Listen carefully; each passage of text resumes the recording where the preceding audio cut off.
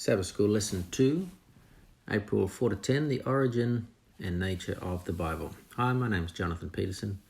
I'm the Sabbath School Superintendent at Coffs Harbour Seventh-day Adventist Church, and happy to be sharing some thoughts on this week's Sabbath School lesson with you. Let's start with a prayer. Heavenly Father, we seek your guidance as we study your word, and we ask that you will help us to understand it better and apply it to our lives. In Jesus' name, amen. I believe the Bible is the most amazing book ever written. In fact, I was listening to Ivor Meyer's sermon recently, and I'm not sure if you heard any of his sermons, but he has a gift of explaining the Bible, and particularly how stories in the Old Testament relate to the life of Jesus, and how things in the Old and the New Testament parallel each other in such a magnificent, beautiful and miraculous way. And when you allow yourself to listen to these kinds of ideas and thoughts, you come to the conclusion that the Bible could only have been written by God. Now, in contrast to that, I was also listening to an audio of the book of Numbers the other day. I like listening to the Bible on audio.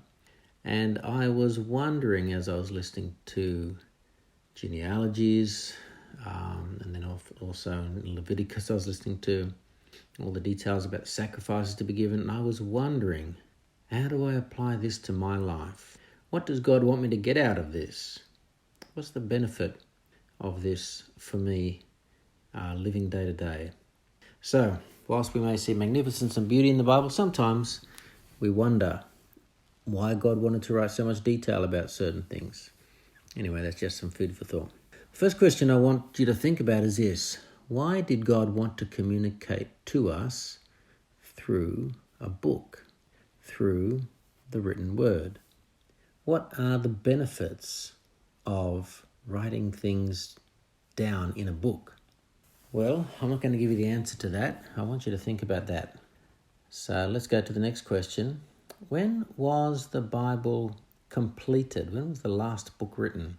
The last book was written around about 90 or 100 AD, the book of Revelation written by John. Now, if we follow the biblical timeline, that's actually about 4,000 years after creation. Why did God wait so long to complete his book? Have you ever thought of that? God's revelation was gradual. A lot of Christians these days don't really think about how the Bible came to be, and they just think it's always been there.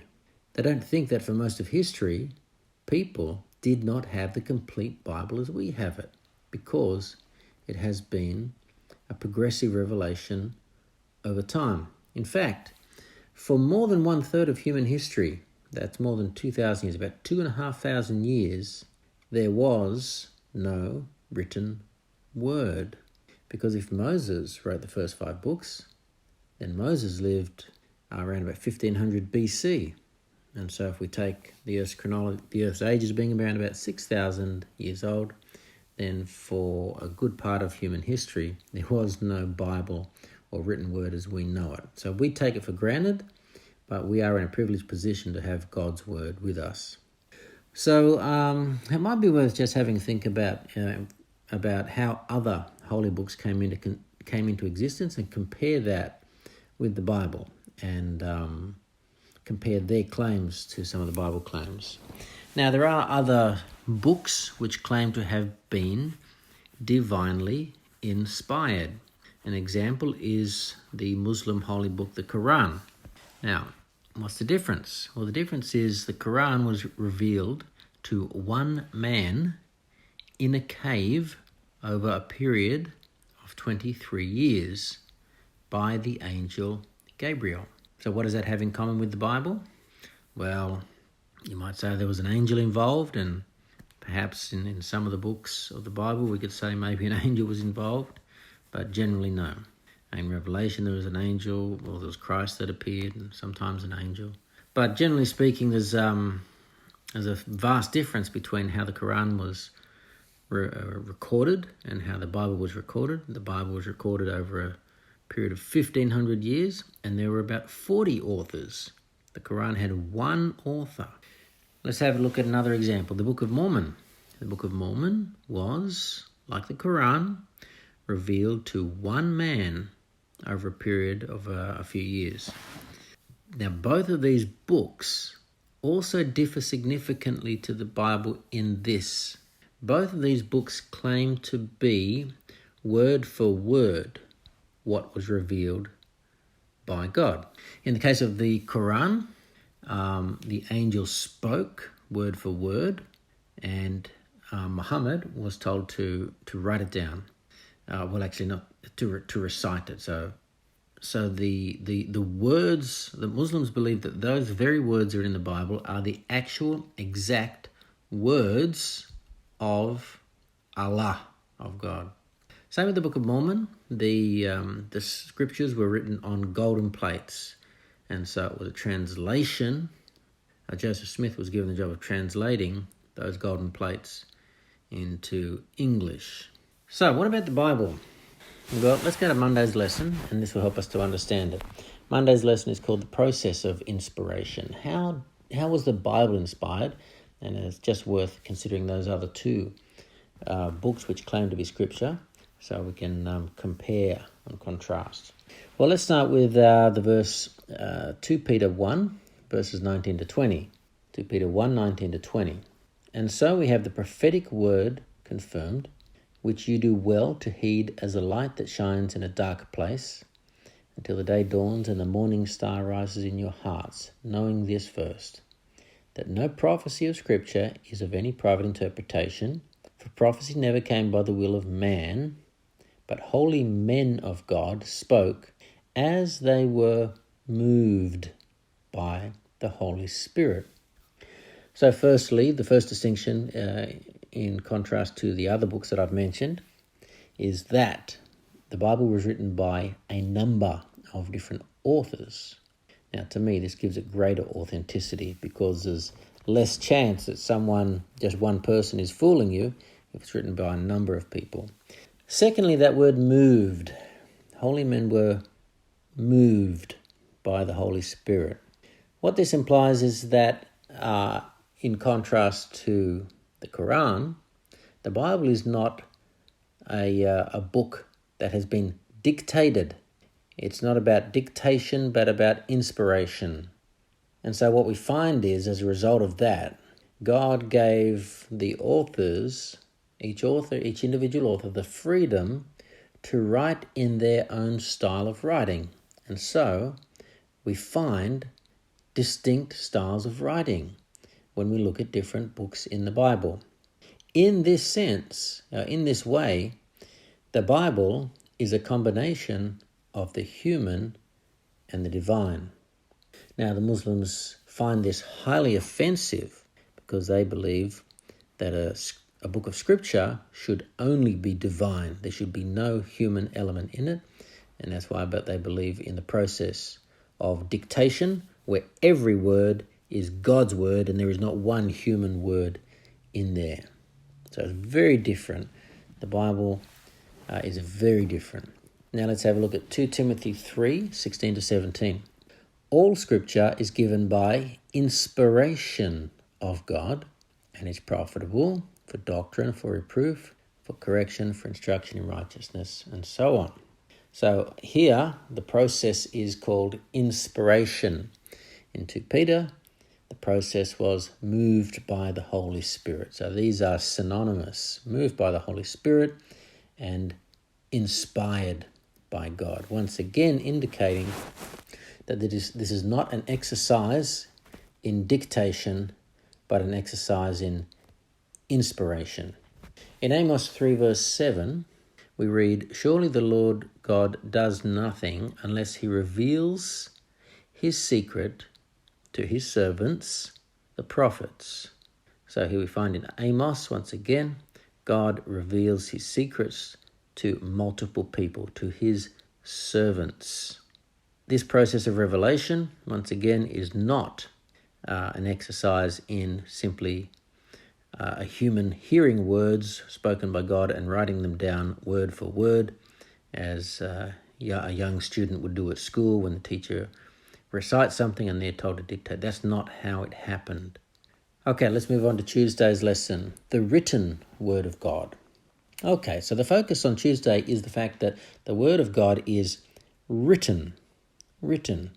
I want you to think about this. Do you take writing for granted?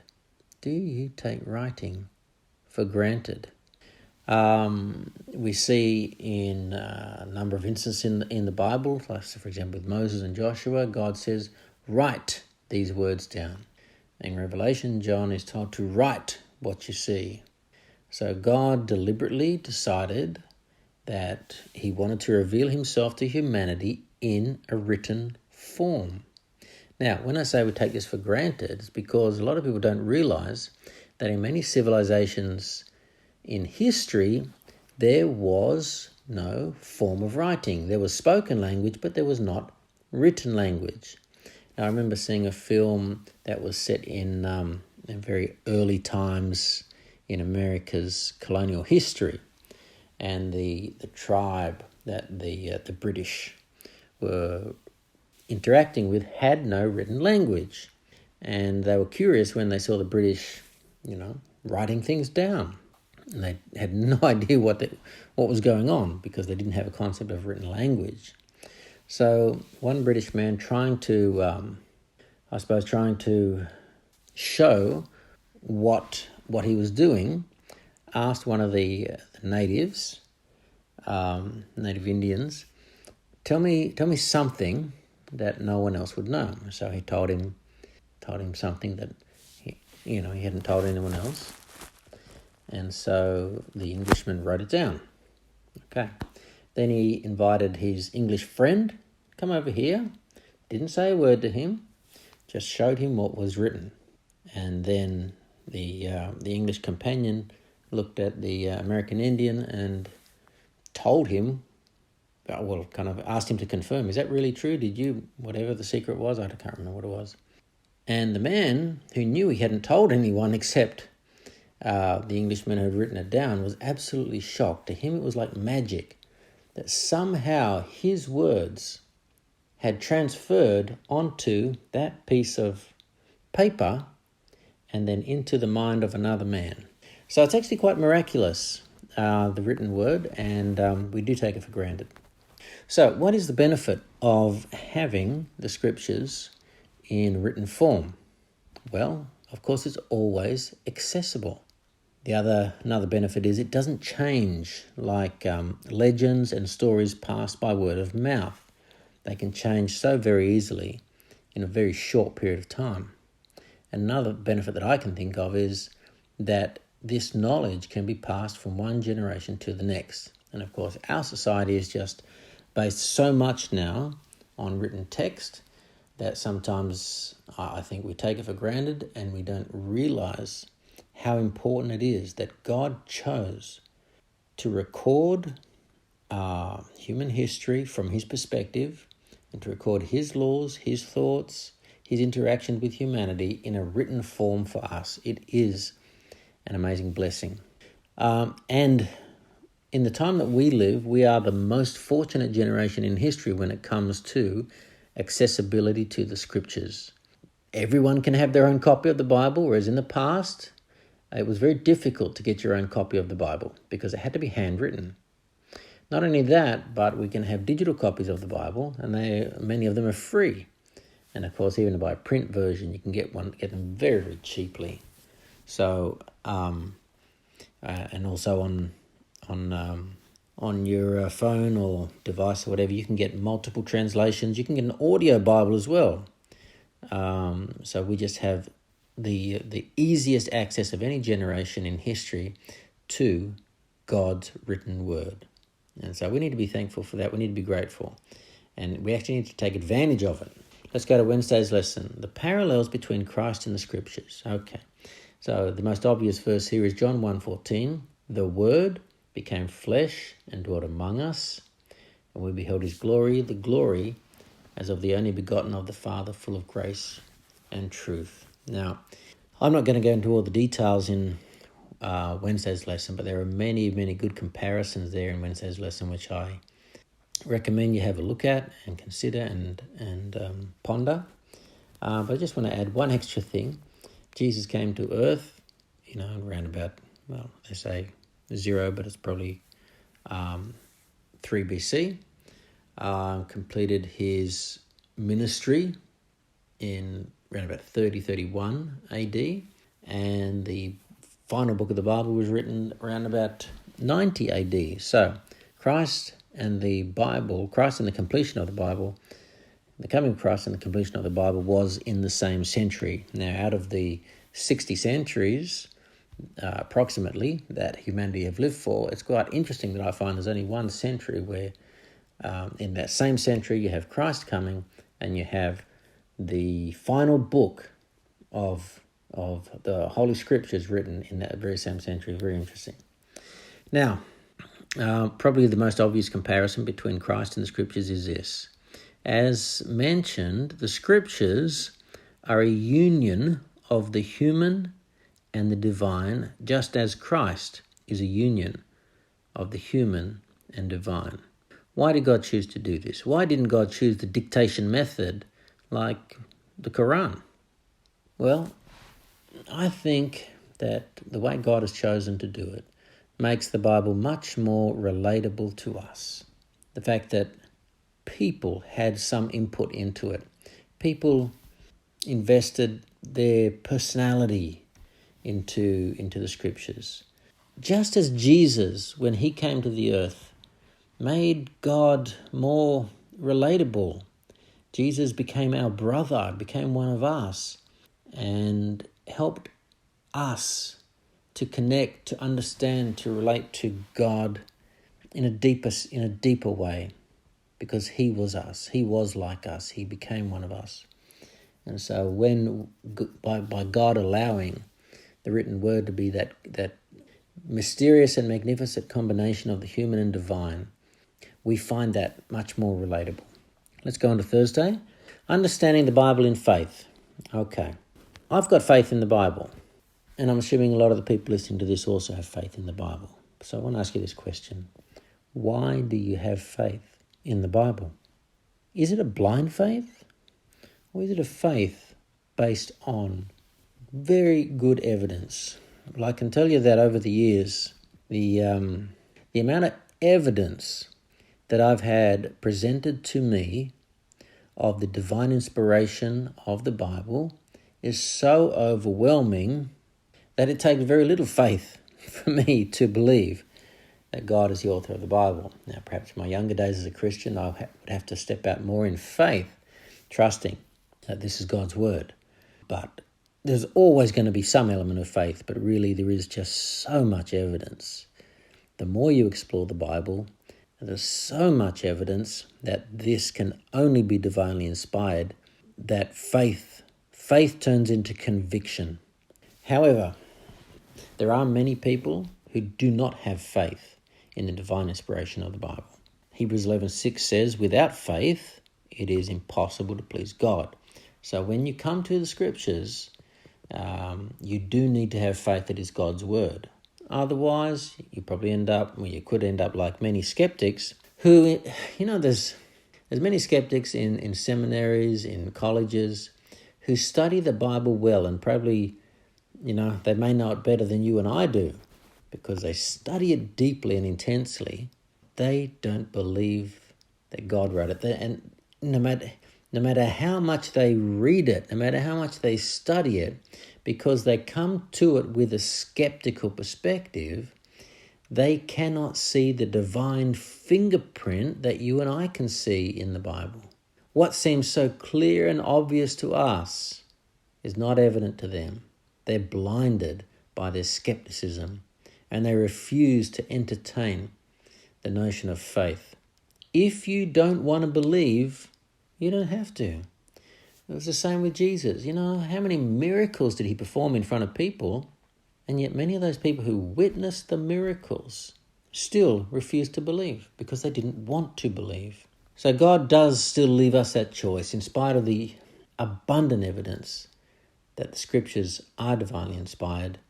He won't force anyone to believe or to have faith in them.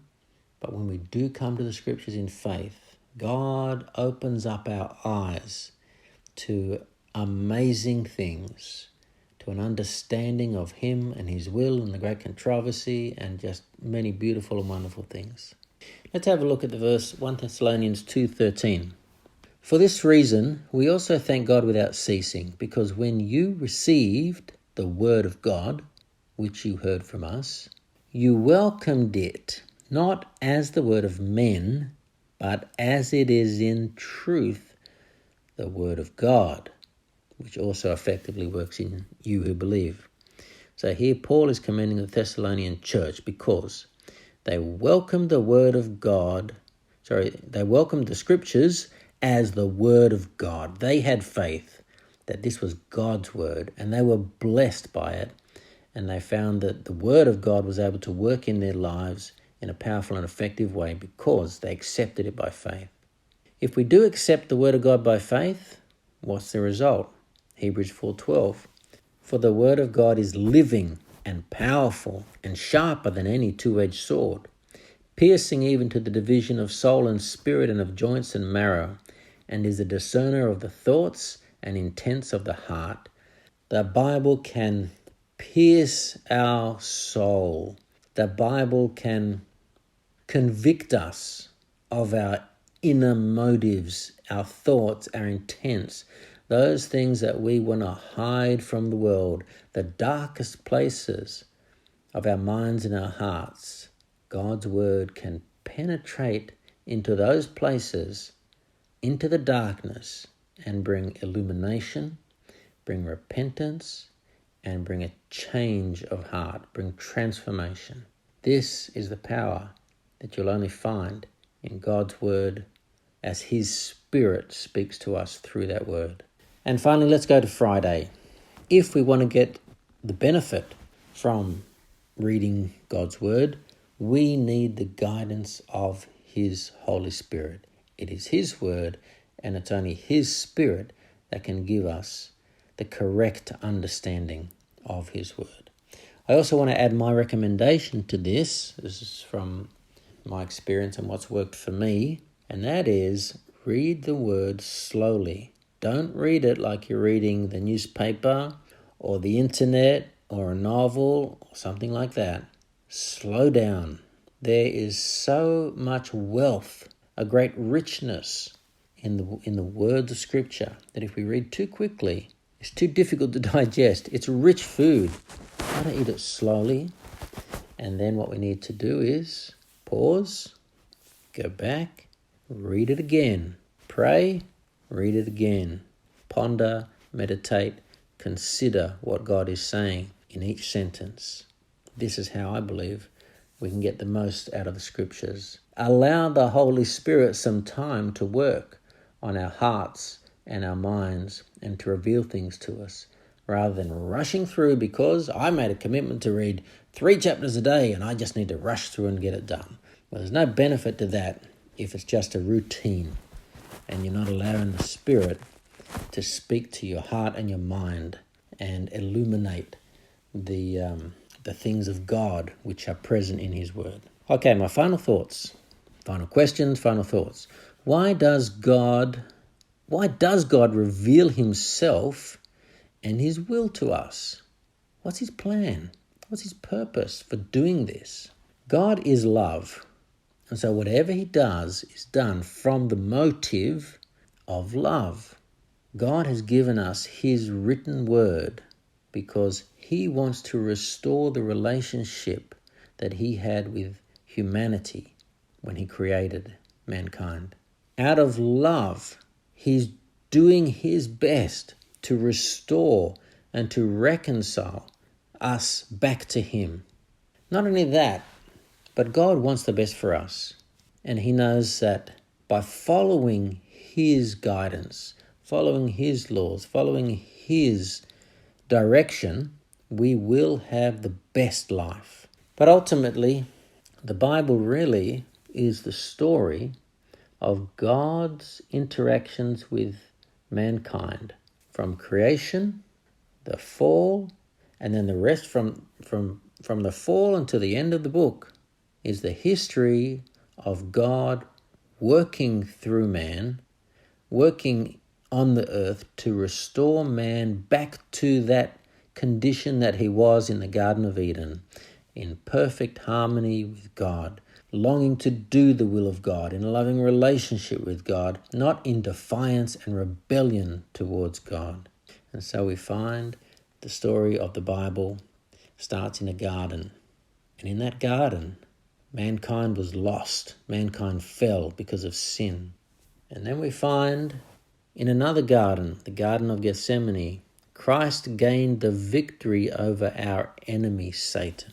And then in the book of Revelation at the end, we're told that we'll be restored to that garden, that perfect garden, when God creates a new heavens and a new earth where righteousness dwells. That's the story of the Bible. God wanted us to know that, and so he recorded it for us so we didn't have to wonder, we didn't have to speculate, we didn't have to be in doubt. We know what God's plan is. We know what went wrong. We know what he's done to fix the problem. And we know what we need to do to get back into relationship with him and to have that eternal life in harmony with him.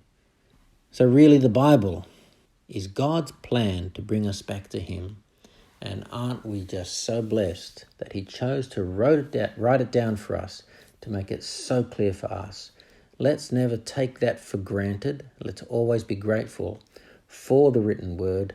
Let's read it regularly, read it slowly, read it thoughtfully, and allow God's Holy Spirit to speak to us every time we read his beautiful written word. Let's pray. Heavenly Father, we thank you so much for your word. In it there is so much wisdom, guidance, incredible history, amazing stories, and in it we see your fingerprints so clearly. Help us, Lord, to have a deeper appreciation for your word, a deeper commitment to reading it, and a stronger desire to understand your will better as we continue to read your word day by day. In Jesus' name, amen.